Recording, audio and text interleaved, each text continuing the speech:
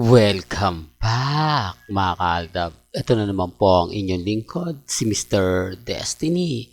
At magbibigay po tayo ng pinaka-latest updates po ngayon kay Alden Richards. Siyempre sa ibang bansa mga kaaldab na napakarami pong komento ngayon, napakaraming mga masasabi nating update na kung saan nga po talagang kinasasabihan ng mga netizen. Di po ba? Although tahimik ngayon si Richard Polkerson at si Maine Polkerson sa katatapos nga lang po ng pinagpiestahan na interview ni Alden Richards o interview ni Tony Gonzaga kay Alden Richards. Almost 1 million views, di po ba? Na napakarami pong komento, napakarami mga tanong na kumbaga may pabor at may hindi pabor, may mga pambabash at napakarami pong mga katanungan na kung saan nga po mahirap po talagang sagutin, lalo na nga po sa mga sinasabi po nila. Ito yung isa sa pinapaliwanag ko mga kaaldab, na pagdating po sa aldab may mga katanungan na hanggang ngayon hindi mo talaga kayang sagutin, di po ba? Marami kasi nagsasabi na bakit nga kasi hindi ito tinapos ni Alden. Bakit kasi hindi siya nag-asawa? Para sana natapos na. Gayong marami naman daw pong napakagaganda at sexy na-link sa kanya. Hindi, totoo naman po Marami po talagang sexy at magandang na-link po sa kanya na hindi naman po masasabing retokada. Di po ba? Pero isa lang po talaga. Di po ba? Si MCM. Di po ba? Kung papayag lang si MCM. Kaya nga po mga kaaldab, may mga bagay-bagay na galing na po mismo sa bibig ni Alden Richards. Galing na po mismo sa kanya yung mga nakukuha nating impormasyon. Kaya nga po ako, kumbaga kapag ka nagre-react, nagko-komento, ang dami nilang sinasabi. Hindi po kasi sila updated Kung ikukumpara niyo sa akin, kung ikukumpara po ako sa mga iba, hindi ko po ginagamit ang aldab. Kasi aldab na po ako since 2015 pa, di po ba?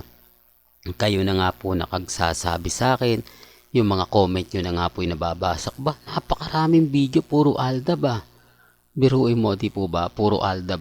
Exclusive lang po ako. Hindi po ako yung tipo na kapag kasikat lang si Alden, kapag sikat si Mengay, ibig kong sabihin sikat, pag pinag-uusapan lang sa Instagram, sa Twitter, sa Facebook, doon lang ako mag-update. Yun ang literal na paggamit. Di po ba? Na kapag hindi trending yung dalawa, ibang ina-update mo. Yun ang masakit doon mga kaaldab. Tapos ako pa po raw yung hindi updated. Ako pa raw po yung walang alam. Pero kung titignan nyo naman po yung mga video natin, napakarami, puro aldab. Kaya nga po hindi mo, kumbaga salas sa init talaga, salas sa lamig, no? Hindi mo alam yung mga nagko-comment kung ano nga po ba talaga yung gusto nila na pagpapatunay. Although hindi talaga aamin kasi showbiz nga po Kahit sinong tanungin nyo, pagdating sa showbiz, showbiz talaga Hindi mo po pwedeng sabihin na kumbaga magkaiba yung true to life at yung private. Hindi po, kaya nga po ako kampante lang. Yun nga po yung sinasabi nila. Bakit si Mr. Destiny parang hindi man lang natitinag, hindi man lang nagre-react sa mga napapakinggan niya, sa mga napapanood niya. Nakapagtataka naman dahil hanggang ngayon, kampante siya.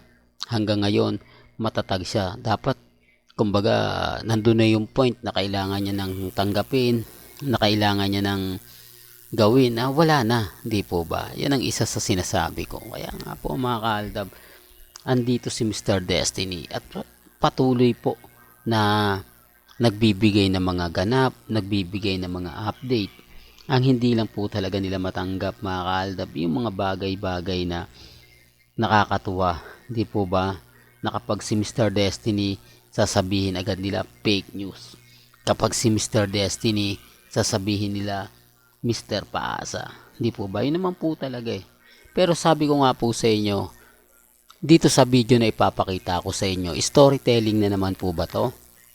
Ito yung walang relasyon ito yung magkaibigan lang, ito yung hindi kinasal, ito yung walang anak. Kung mapapansin nyo, off-cam to, di po ba? Ito yung karaoke, platinum karaoke na kumbaga talagang may something na, di po ba?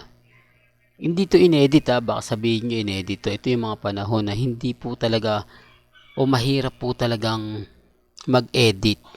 Ang ibig kong sabihin, gumawa ng mga ganito na sa cellphone kasi nung mga panahon na yun, ang bagal pa po ng internet.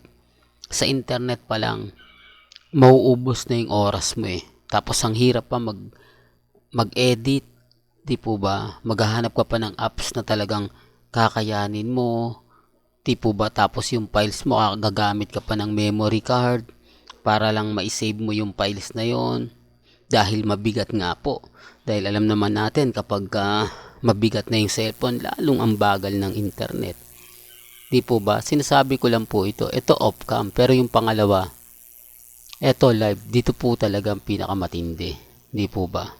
Yung live na kuha. Di po ba? Sabi ko nga sa inyo, si Alden Richards, may respeto po yan kay Mengay. At siyempre, taga Laguna rin yan. Di po ba? Probinsya.